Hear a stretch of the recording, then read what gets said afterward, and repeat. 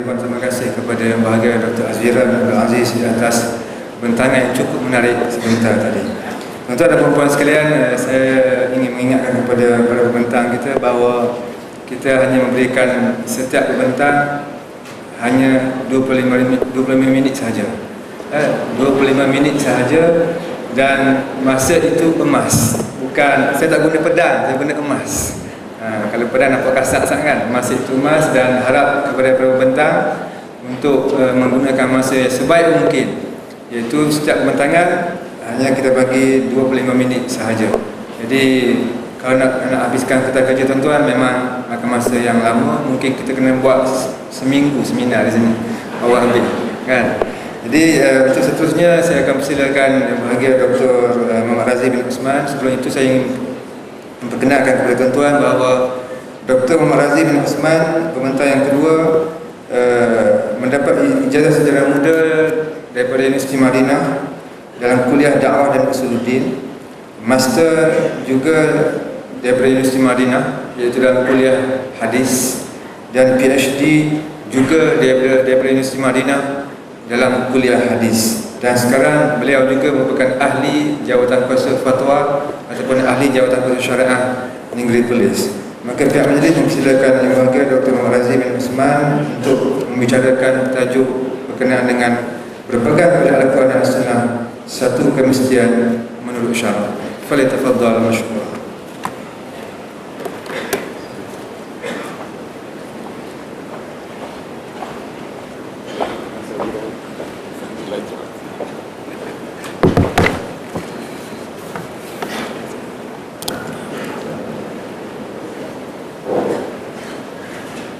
Assalamualaikum warahmatullahi wabarakatuh.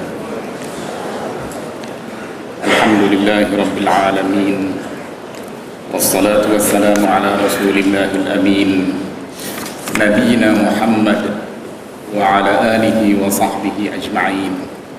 Ma sya'allahu kana wa ma lam yasha' lam yakun, wa la hawla wa la quwwata illa billahil aliyyil azim.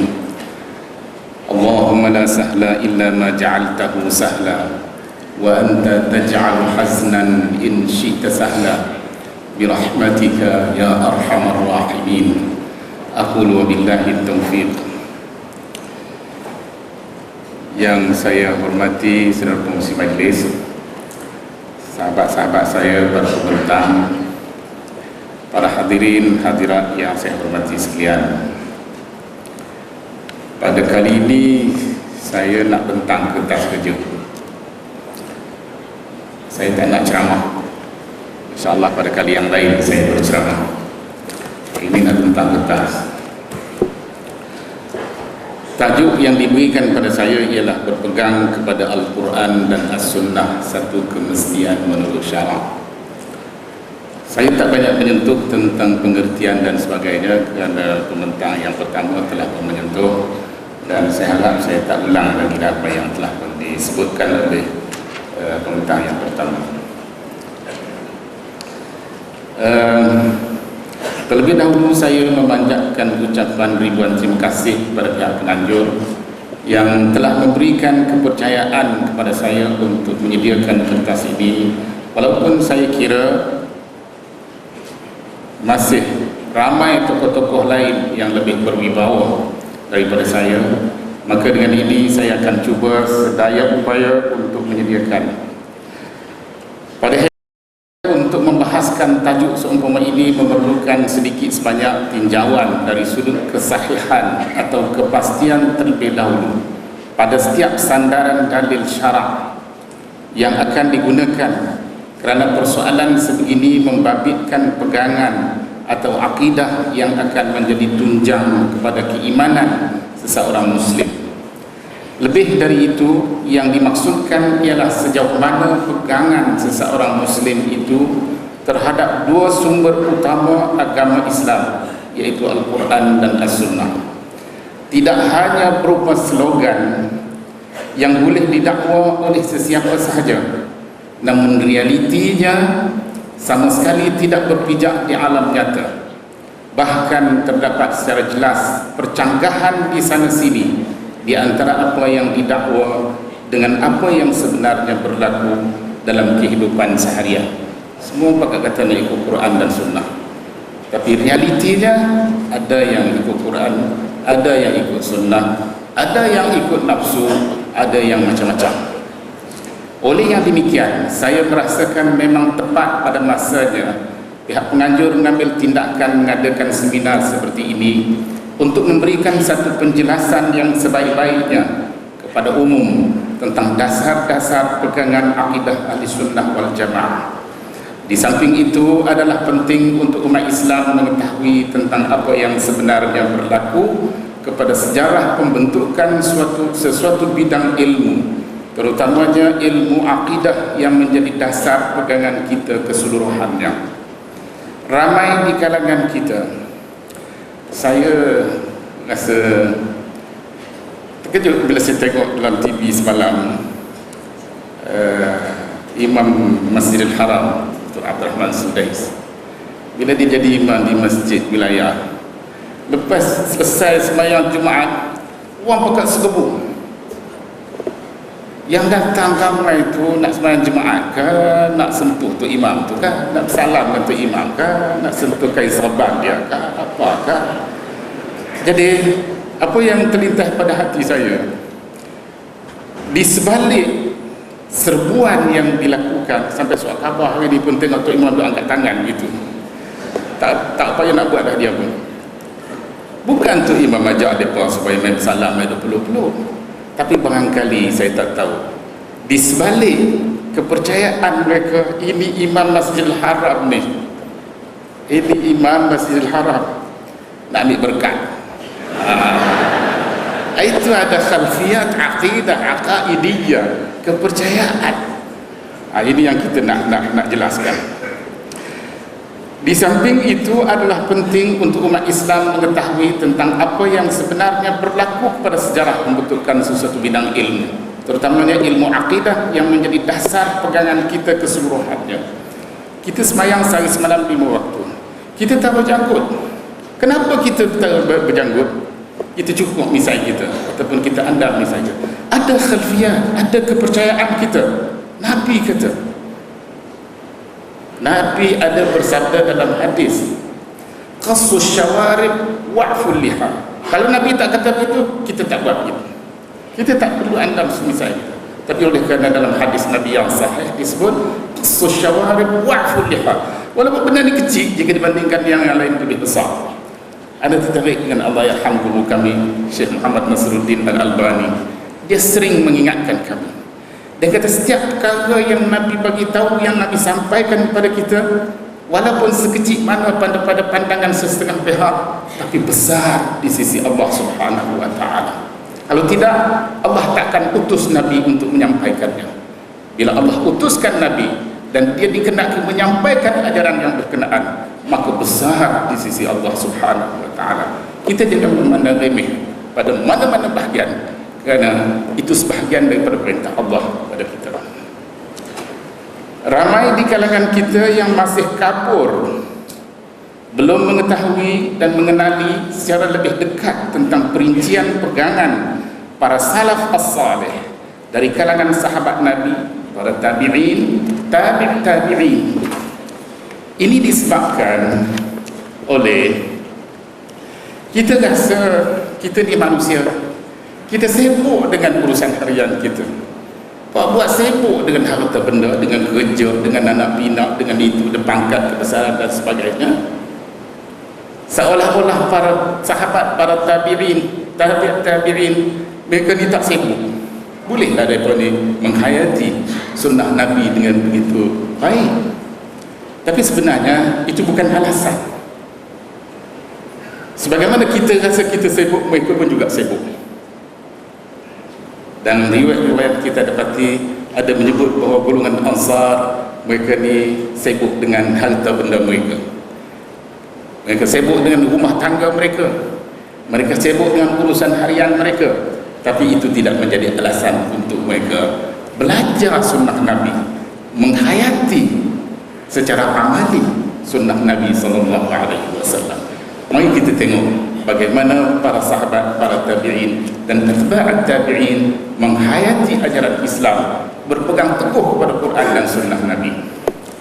Secara yang lebih khusus lagi ialah 3 kurun awal umat Islam, sebagaimana sabda Rasulullah SAW, inna khairakum qarni thumma alladhina yalunahum thumma alladhina yalunahum thumma alladhina yalunahum. Qala Imran ibn Husayn فلا أدري أقال رسول الله صلى الله عليه وسلم بعد قرنه مرتين أو 3 ثم يكون بعدهم قوم يشهدون ولا يستشهدون ويخونون ولا يتمنون وينذرون ولا يوفون ويظهر فيهم السمن. Kenyataan Rasulullah SAW dalam hadis di atas menunjukkan bahawa suatu pengiktirafan telah diberikan kepada para sahabat, para tabi'in dan para tabi' tabi'in sebagai kelompok terbaik yang harus dicontohi oleh sesiapa sahaja yang datang kemudian selepas mereka, terutama dari aspek akidah, ibadah, akhlak dan lain-lain lagi. Jadi kita nak ikut siapa? Kalau tak ikut generasi yang berkenaan. Kerana kalau dikatakan ikut Nabi dia maksum, Allah bagi jaminan. Para sahabat Nabi tidak ada jaminan. Mereka juga sebagaimana kita tak ada jaminan, mereka tidak ada jaminan. Mereka juga ada hawa nafsu, nak berkahwin, nak bernikah kahwin, nakkan anak pinak.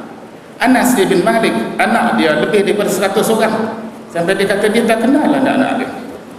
Yang mati, yang masih hidup, dia tak perasan banyak sangat berkat doa Nabi. Dalam keadaan begitu, mereka mendapat pengiktirafan. Kita minta, pihak mana yang pernah dapat pengiktirafan daripada Allah dan Rasul dalam menghayati Quran dan sunnah Nabi, selain daripada 3 kurun yang pertama umat Islam, iaitu sahabat Nabi, tabi'in, atba'at tabi'in. Golongan-golongan inilah dengan hawa nafsu yang ada pada mereka terhadap harta benda, anak, isteri dan lain-lain lagi, mereka masih percaya menghayati dengan pegangan mereka terhadap Quran dan sunnah Nabi, dan mereka sebenarnya menjadi perantara antara Nabi Muhammad dengan kita. Anda pernah kata dalam tesis PhD anda kata para sahabat Nabi ini humul wasitah bainana wa baina Rasulillah sallallahu alaihi wasallam. Jadi kejayaan mereka diiktiraf oleh Allah. Kita harap kita juga akan percaya macam mana mereka percaya dan mendapat pengiktirafan daripada Allah sebagaimana mereka telah mendapat pengiktirafan. Satu riwayat daripada Abdullah ibn Mas'ud mengatakan, man kana minkum muta'assiyan falyata'assi bi ashabi Rasulillah sallallahu alaihi wasallam kanu abarra hadhihi al-ummati quluban wa a'maqaha 'ilman wa aqallaha takallufan wa aqwamaha hadiyan wa ahsanaha halan qaumun ikhtarahumullahu li suhbati nabiyhi wa iqamati dinihi fa'rifu lahum fadlahum wattabi'uhum fi atharihim fa innahum kanu 'alal hadyil mustaqim. Anda tak nak baca terjemah, boleh baca sendiri dalam ketahadan. Kejahilan sebahagian di kalangan umat Islam tentang kedudukan para sahabat Nabi menyebabkan keadaan menjadi kabur dalam banyak perkara berkaitan dengan agama Islam, kerana mengikut petunjuk mereka juga menjadi sebahagian daripada perintah agama Islam kepada umatnya. Sebagaimana sabda Rasulullah SAW dalam sebuah hadis, alaikum bisunnati wa sunnatil khulafa'ir rasyidin al-mahdiyyin min ba'di addu 'alaiha bin nawajiz wa iyyakum wa muhdatsatil umur fa inna kulla muhdatsatin bid'ah wa kulla bid'atin dhalalah. Berdasarkan hadis ini, sunnah para khulafa ar-rasyidin adalah merupakan lanjutan kepada sunnah Nabi SAW. Kerana itulah Nabi mengarahkan umatnya supaya mengikut sunnah para khulafa ar-rasyidin. Baik, kedudukan Al-Quran dan As-Sunnah dalam agama Islam ini kebanyakan kita dah tahu, tapi saya lalu ataupun secara serius, secara sepintas saja. Al-Quran merupakan kalam Allah yang telah diwahyukan kepada Nabi Muhammad SAW melalui perantaraan malaikat Jibril alaihissalam. Kemudian Nabi Muhammad SAW menyampaikannya kepada umat Islam di kalangan para sahabatnya secara lisan. Seterusnya disebarluaskan kepada setiap umat Islam di mana sahaja mereka berada hinggalah ke hari ini. Terdapat banyak ayat-ayat Al-Quran yang menjelaskan tujuan serta peranan Al-Quran diturunkan. Secara umumnya ialah untuk menentukan agama pilihan Allah kepada Nabi Muhammad SAW dan umatnya, merangkumi akidah selaku dasar-dasar utama agama yang semestinya menjadi pegangan setiap mukmin, dan syariat selaku tata cara hidup yang diperlukan oleh seseorang muslim. Quran kata Alif Lam Mim, dzalikal kitabu la raiba fihi hudan lil muttaqin. Siapa golongan muttaqin? Apa dasar hidup golongan muttaqin? Alladzina yu'minuna bil ghaib. Itu dia akidah. Wa yuqimuna shalah, itu syariatnya. Wa mimma razaqnahum yunfiqun, syariat. Walladzina yu'minuna bima unzila, sehinggalah ke akhirnya. Ini penjelasan demi penjelasan. Jadi kepada kita umat Islam, kenalah mengikuti susur galur sebagaimana yang dijelaskan oleh Al-Quran sendiri dan juga sunnah Nabi. Daripada ayat-ayat di atas didapati telah menjelaskan kedudukan sebenarnya kitab, yakni Al-Quran, sebagai kitab hidayah daripada Allah kepada mereka yang ingin menjadi golongan muttaqin dan juga golongan muflihin, yakni Nabi Muhammad SAW dan umatnya yang mematuhi ajarannya. Setelah itu didapati juga ayat-ayat di atas menjelaskan tujuan serta peranan Al-Quran diturunkan untuk menentukan lakaran akidah yang benar dan syariat yang jelas, yaitu beriman kepada yang gaib. Kita tahu rukun-rukun iman. Bila Nabi ditanya mal iman, Nabi jawab dengan rukun-rukun iman yang 6.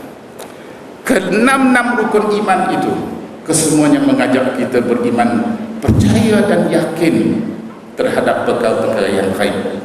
Beriman kepada Allah, gaib. Beriman kepada Rasul, gaib. Walaupun sesetengah di kalangan umat Islam, dari kalangan sahabat Nabi sempat bertemu dengan Nabi, melihat Nabi, tapi mereka juga beriman kepada yang gaib.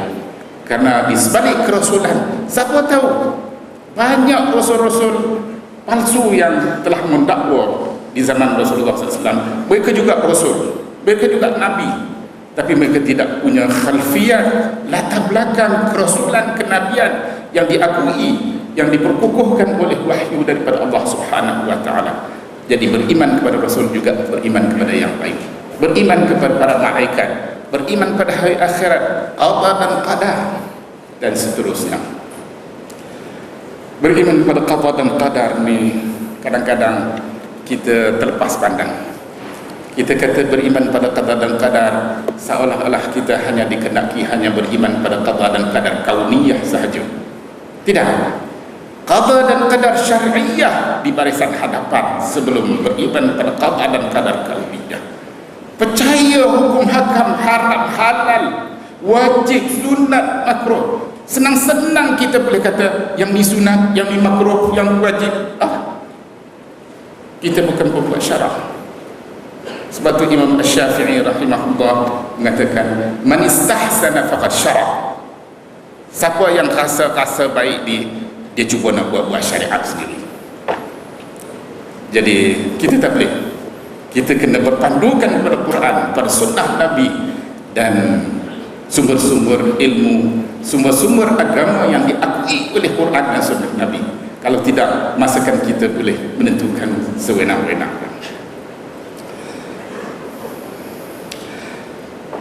yang menghayati syariat yang telah ditentukan mengikut spesifikasi sunnah Nabi SAW selaku contoh yang terbaik. Kita mengucap wa asyhadu anna Muhammadar Rasulullah. Kita mengaku kepada Tuhan yang kita hanya percaya Nabi Muhammad lah satu-satunya Rasul yang dipilih oleh Allah untuk kita. Jadi kita nak mengabdikan diri kepada Allah, ikut sunnah Nabi. Jangan mengabdikan Allah ikut sunnah hawa nafsu ataupun ikut sunnah mana-mana pihak. Ini menyimpang daripada kalimah syahadah kita yang kedua yang sering kita ucapkan, wa asyhadu anna Muhammadar Rasulullah. Manakala sunnah Nabi pula, ia bermaksud setiap perkara yang disandarkan kepada Nabi Muhammad SAW, sama ada perkataan, perbuatan, perlakuan, tingkah laku selepas dilantik menjadi Nabi dan Rasul maupun sebelumnya, berkaitan dengan sesuatu yang perlu diusahakan, khuluqiyah ataupun tidak khilqiyah. Allah Subhanahu wa Ta'ala dengan limpah kurnianya telah membekalkan kepada Nabi Muhammad SAW dua perkara. Kedua-duanya selaku sumber utama kepada ajaran agama Islam, kitab Allah yakni Al-Quran dan sunnah Nabi. Justru itu umat Islam dikehendaki berpegang teguh kepada ajaran kedua-duanya kerana Nabi Muhammad SAW pernah memberi jaminan bahawa mereka tidak akan tersasar selagi mereka tetap berpegang teguh dengan kedua-duanya. Sabda Nabi SAW dalam sebuah hadis yang diriwayatkan oleh Al-Hakim dalam kitabnya Al-Mustadrak dengan sanadnya daripada Abu Hurairah radhiyallahu anhu, sabdanya, taraktu fikum syai'aini lan tadillu ba'dahuma, kitab Allah wa sunnati wa lan yatafarraqa hatta yarida alayya al-hawd. Wa sahahahu al-Albani fi silsilati sahihah wa fil jami' as-sahih. Al-Quran telah menentukan peranan as-sunnah dalam menghurai, mentafsir, mengkhusus, memperincikan, bahkan kadang-kadang menentukan hukum baru yang tidak terdapat dalam Al-Quran, kerana kedua-dua sumber ini saling bergandengan di antara satu sama lain. Kebergantungan Al-Sunnah terhadap Al-Quran amat jelas sekali, begitu juga sebaliknya. Melalui sebuah hadis riwayat Al-Imam Ahmad dalam musnadnya dengan sanadnya daripada Al-Miqdam ibn Ma'di Karib Al-Kindi, Rasulullah SAW bersabda, ala inni utitul kitab wa mithlahu ma'ah, ala inni utitul qur'ana wa mithlahu ma'ah, la yushiku rajulun yanthani shab'anan ala arikatihi yaqul alaikum bil qur'an fama wajadtum fihi min halalin fa'ahilluh wa ma wajadtum min haramin faharrimuh, ala la yahillu lakum lahmul himaril ahli wala kullu dhi nabin min as-siba', ala wala luqatatun min malin mu'ahid illa an yastaghniya anha sahibuha wa man nazala biqaumin fa'alaihim an yuqruhum fa in lam yuqruhum falahum an ya'tiquhum bimithli qurahum. Berdasarkan hadis ini, Nabi SAW telah menjelaskan hubung kait di antara Al-Quran dan As-Sunnah, di samping peranan kedua-duanya terhadap yang satu lagi. Oleh yang demikian, agak janggal andai kata masih terdapat sesiapa yang cuba memisahkan di antara Al-Quran dan As-Sunnah, pastinya akan berlaku kepincangan. Dengan itu jelaslah bahawa Al-Quran dan As-Sunnah merupakan sumber utama kepada agama Islam sejak Nabi Muhammad SAW dilantik menjadi Nabi dan Rasul. Justru itu sebarang ketetapan yang diperolehi daripada kedua-dua sumber ini semestinya menjadi sebahagian daripada agama Islam yang telah diakui sendiri oleh Al-Quran melalui ayat 19 surah Ali Imran. Allah Subhanahu wa Ta'ala berfirman, inna ad-dina 'indallahil Islam. Ayat ini menjelaskan bahawa agama pilihan Allah hanyalah Islam. Oleh itu setiap umat Islam sepatutnya menerima semua ajaran agama Islam yang menjadi pilihan Allah itu tanpa sebarang pengecualian. Semestinya akur kepada apa sahaja ketetapan dengan hati yang tenang, rela tanpa sebarang pertikaian terhadap apa jua yang telah dinyatakan oleh Allah dan Rasulnya. Firman Allah Subhanahu wa Ta'ala dalam surah Al-Ahzab, wa ma kana lil mu'minin wala mu'minatin idza qada Allahu wa rasuluhu amran ay yakuna lahumul khiyaratu min amrihim wa man ya'sillaha wa rasulahu faqad dhalla dhalalan mubina. Berdasarkan ayat ini menjelaskan bahawa ketaatan kepada syariat Allah dan Rasulnya tidak berbelah bagi. Setiap mukmin dan mukminah mesti akur kepada syariat Allah di mana sahaja mereka berada, dalam apa jua keadaan sekalipun, bahkan tanpa sebarang kelonggaran kecuali kelonggaran yang telah diberikan oleh Allah dan Rasulnya. Fala wa rabbika la yu'minun Fala wa rabbika la yu'minuna hatta yuhakkimuka fima shajara bainahum thumma la yajidu fi anfusihim harajan mimma qadaita wa yusallimu taslima. Jadi kalau kita nak contoh para sahabat, bagaimana para sahabat berhadapan dengan hukum hakam Allah, syariat Allah yang disampaikan oleh Nabi Muhammad, maka ayat ini perlu diletakkan di hadapan mata kita. Menerusi ayat ini pula, Allah telah memperuntukkan hak yang sama kepada Rasulullah SAW dalam menentukan syariat Allah. Manakala di bahagian akhirnya pula suatu peringatan telah diberikan agar setiap mukmin dan mukminah menundukkan perasaan masing-masing selari dengan kehendak Allah dan Rasulnya. Kerana jika tidak disertakan dengan kawalan perasaan yang sempurna, di samping penyerahan yang jitu, masakan boleh mencapai kesempurnaan iman sebagaimana yang dikehendaki. Manakala dalam surah An-Nur, falyahdharil ladzina yukhalifuna an amrihi an tusibahum fitnatun aw yusibahum azabun alim. Peringatan seperti ini banyak kita dapati melalui beberapa ayat Al-Quran, menunjukkan kepada kita bahawa kepatuhan kepada setiap perintahnya tidak boleh diambil mudah, bahkan wajib dipatuhi dengan baik, kerana perbuatan menyalahinya boleh membawa kepada terdedah, kepada janji buruk sebagai balasan terhadap. Berpegang teguh kepada Al-Quran dan As-Sunnah berdasarkan dalil-dalil syarah. Ada beberapa dalil yang telah anda senaraikan. Masa masih ada lagi 2 minit lagi. Beberapa ayat yang telah anda senaraikan di sini, dan anda nak pergi kepada muka 8 di bahagian bawah tu. Ayat-ayat ini mengandungi perintah daripada Allah kepada Rasulullah agar terus beriman, berpegang teguh dengan ajaran Al-Quran, berdakwah kepada ajarannya, beristiqamah dengan segala perintahnya, sebagaimana yang diarah tanpa dipengaruhi oleh sebarang anasir hawa nafsu yang menyimpang, agar keadilan dapat ditegakkan.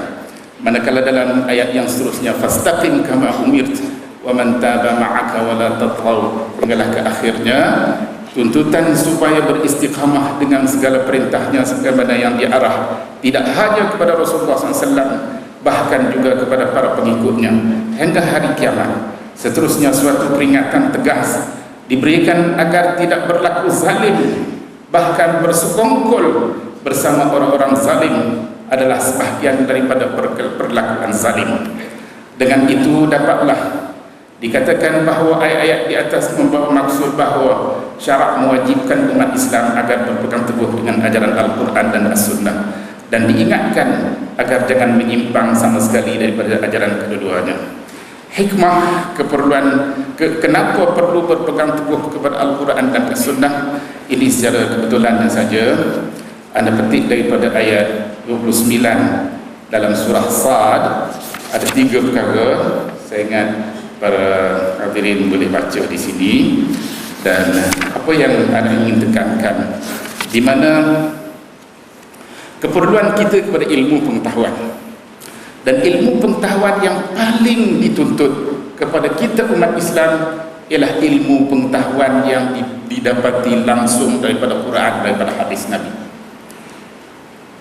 Syekh Nasruddin Al-Albani rahmatullahi alaih selalu diingatkan kami setiap kuliah, dia akan baca ke kami, al-ilmu qala Allah wa qala Rasul wa qala sahabatu laysa bitamwihi mal ilmu nasbaka lil khilafi safahatan bainar rasuli wa bainar ra'yi faqihi kalla wala jahdu sifati hadaran minat ta'tili wat tashbihi. Itu dia ilmu yang diperlukan oleh setiap umat Islam. Kita jangan jahil tentang firman Allah, bukan setakat bacaan, tapi baca dan teliti serta memahami dengan seberapa daya yang boleh, dan dengan yang demikian dapatlah kita beramal menghayati tuntutan-tuntutan Allah melalui kalam Allah, kalam Rasul, kalam Allah Al-Quran, kalam Rasul, hadis-hadis yang sahih, hadis-hadis yang hasan, hadis-hadis yang dhaif, dan seterusnya. Kalam para sahabat Nabi, kita tak boleh pinggirkan kalam sahabat Nabi. Sekalipun para sahabat Nabi juga terdedah kepada banyak hal. Sebab tu ulama kata qala sahabatu laisa bitamwi. Kadang ada seringkali kita dapati pergisiran antara sahabat sama sahabat. Biasalah, macam kita pun sama juga. Kita dengan anak bini pun kadang-kadang gigi dengan lidah tu tergigit juga. Tapi ini tidak menjadi halangan untuk kita dapatkan mutiara-mutiara daripada kata-kata para sahabat Nabi. Qala sahabatu laisa bitamwi. Macam ada kes Abu Zar dengan Bilal ibn Rabah. Sehingga Abu Zar pernah kata kepada Bilal, ya bena amati sauda. Kemudian kes ini sampai kepada Nabi. Nabi kata kepada Abu Zar, innaka imru'un fika jahiliyah. Innaka imru'un fika jahiliyah. Ini mengingatkan kita, dan kita boleh mengambil pengajaran daripada teguran yang diberikan oleh Nabi Muhammad SAW kepada Abu Zar. Sebenarnya teguran itu juga kepada kita, dan supaya kita senantiasa meneliti dan memikirkan tentang salah silap kita, kelemahan kita, supaya diperbaiki dengan contoh teladan daripada para sahabat Nabi, daripada para tabi'in dan tabi'in. Dan akhir sekali, saya berterima kasih sekali lagi kepada pihak penganjur yang telah memberikan kepercayaan mereka kepada saya untuk menyediakan kertas ini, seterusnya menggunakannya dalam seminar pada hari ini. Yang benar itu daripada hidayah dan taufik Allah Subhanahu wa taala, manakala yang salah dan silap itu daripada kelemahan diri saya sendiri. Kepada Allah juga saya memohon keampunan dan juga kemaafan daripada semua. Wa akhiru da'wana alhamdulillahi rabbil alamin. Wassalamu alaikum warahmatullahi wabarakatuh.